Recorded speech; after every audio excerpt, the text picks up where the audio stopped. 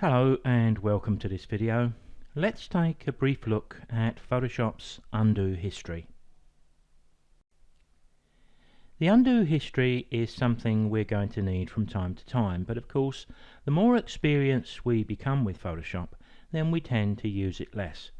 But we are still going to need it. In Photoshop Preferences and the Performance tab, we do find that there's an adjustment for the number of history states that Photoshop can record.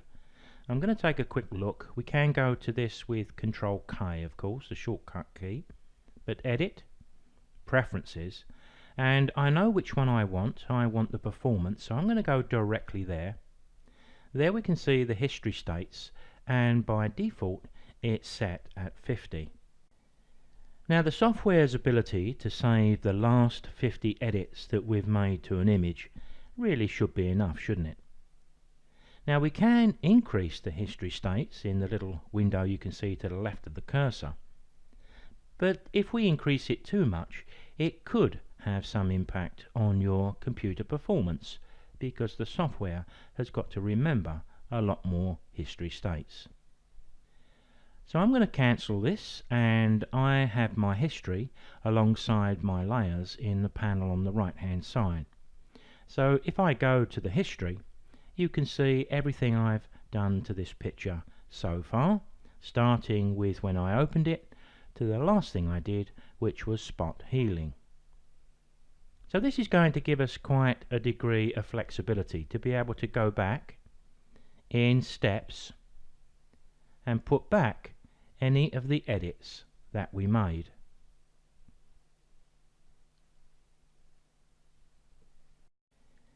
Now I think it's fair to say that most of the time, if we're going to use the undo history, it's one step back which is probably the most important to us, because there are always going to be times when we do something with the image and we immediately decide that it hasn't worked or we don't like the result and we want to go back to our history.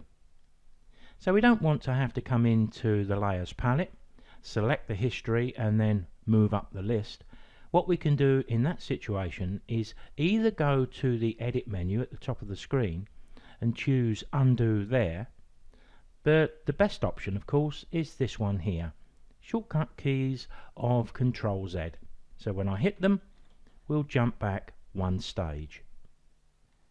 Now just for demonstration purposes, I've used the spot healing brush and removed not only that parasol but also the people as well. But if I hit Control Z, if you look over on the right hand side into the history, you'll see that when I hit it once, it jumps back one stage, but when I hit it again, it comes back again. So we can only go back one step with Control Z. Now if I decided here that I've made a dreadful mistake and I want to bring all of those people and their parasol back, I don't have to go back one stage at a time, of course. I can jump straight to the one that says Open. Now when we looked into the edit menu at the top left of the screen, you may have seen a couple of other options there. I'll leave you to look at them a little later.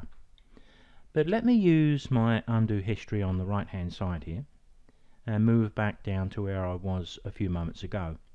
Let's assume that we've got the layers over here or the entire panel locked away and we're working away on this image, but then we decide that we want to undo what we've done. If I hit Control Alt and Z, then I can go back one stage at a time. So it's the equivalent of going back to the right hand side and into the undo history.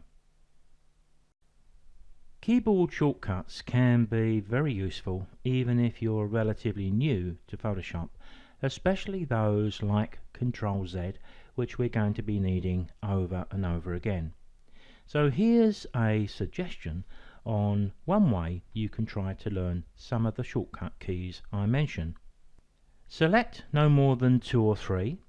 Print them out on a piece of paper, maybe A4.